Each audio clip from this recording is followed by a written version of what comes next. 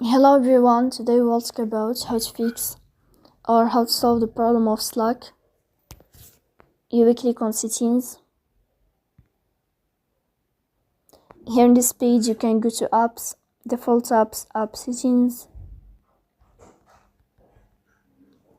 On above you can search about Slack app and you can click. Here in this page of app info you can click on first stop and you can click OK.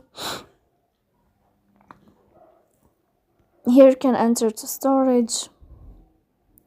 Then you can click on clear cache.